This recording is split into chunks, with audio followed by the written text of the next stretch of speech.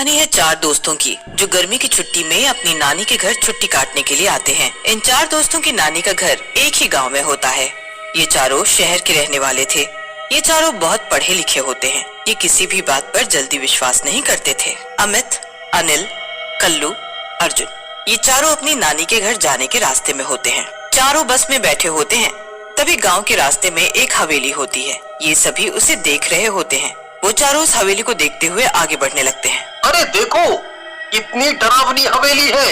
मैंने तो सुना है कि रात को बांसुरी की आवाज आती है यहाँ से, और ये भी सुना है एक लड़की बहुत सुंदर गाना गाती है।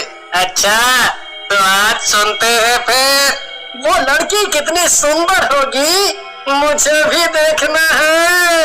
अरे तुम लोग यहाँ क्या कर रहे हो? हम लोग नानी के घर आए हैं।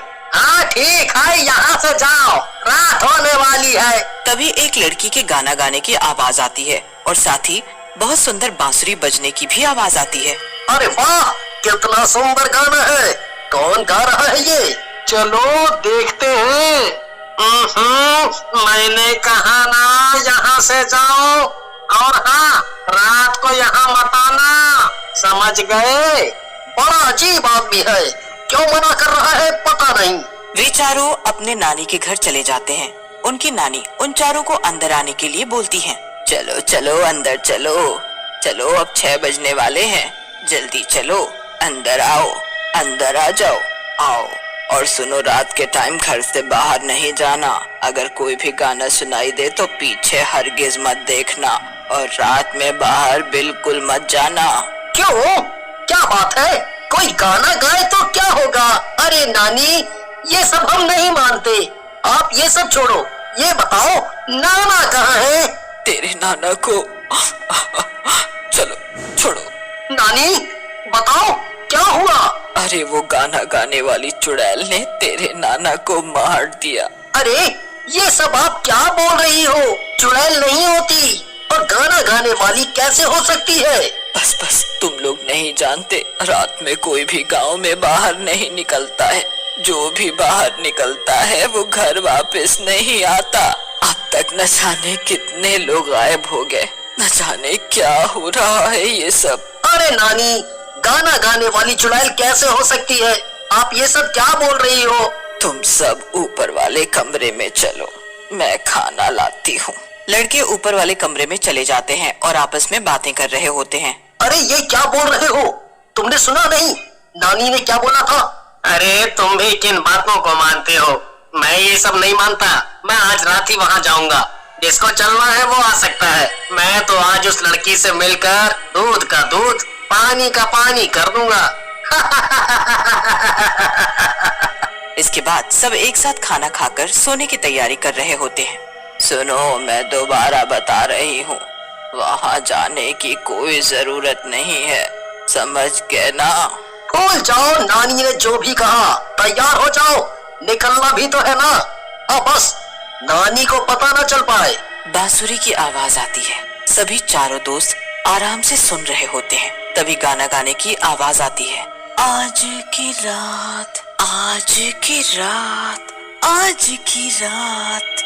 लड़के ये सब सुन रहे होते हैं। वे चारों उस सुंदर लड़की को देखते ही रह जाते हैं। वे चारों उस सुंदर लड़की का पीछा करते हुए उस हवेली के पास पहुंच जाते हैं। वे लड़की वहां से गायब हो जाती है। वे चारों आपस में बात करते हैं। अरे देखो, हम इस हवेली पर आ गए। देखो, चलो चलो, नानी ने मना किया था ना आने के लिए। चलो। अरे तू शांत रहे, हम नहीं डरते। तू जा घर, हम अंदर जा रहे हैं। अगर तू हमारे साथ नहीं जाना चाहता तो तू जा। ठीक है। सुंदर लड़की हवेली के अंदर होती है और आवाज लगा रही होती है। अंदर आओ आओ, अंदर आओ अंदर आओ। वे सभी डर जाते हैं। फिर वो लड़की चुड़ैल बन जाती है। अब मैं तुम्हें नहीं छोड़ूंगी। मैंने मना किया था ना। चलो, हम नहीं डरते तुमसे। हम जानते हैं तुम वो बांसुरी वाली लड़की हो।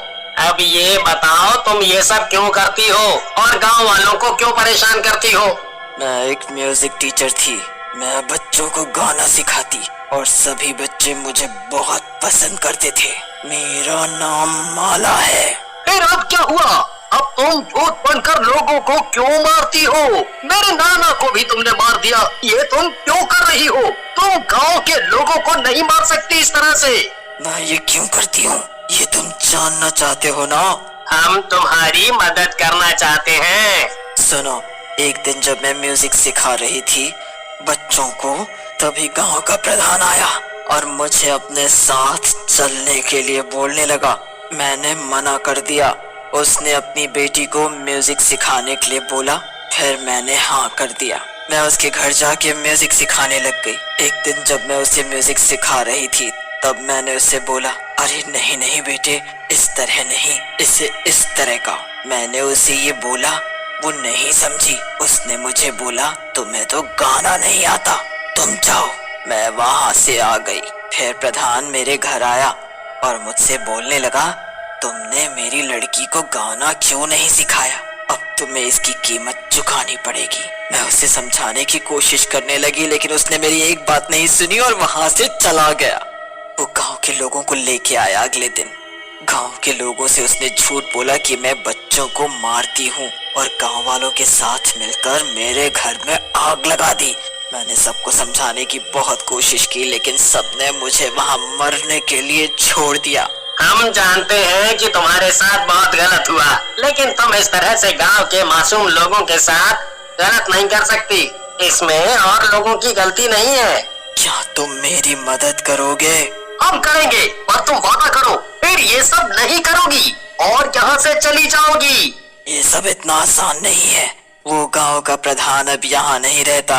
मैंने उसे बहुत ढूंढा। लड़कों ने प्लान बनाया और प्रधान को ढूंढकर उससे डरकर उसके घर जाने का सोचा। लड़के सभी एक साथ उसके घर पहुंच गए और गाना गाने लगे। लड़कों ने डरावना रूप बना रखा था ताकि वो प्रधान उनसे डर जाए और अपना जुर्म कबूल कर ले।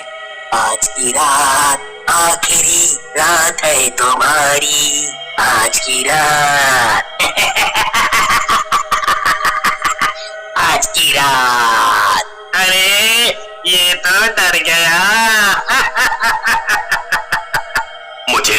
मुझे माफ कर दो। मैं जानता हूँ तुम वो म्यूजिक टीचर हो। मुझे माफ कर दो। अब तुम्हें कोई माफ नहीं करेगा। लड़के सभी गांव वालों को सारी बात बता देते हैं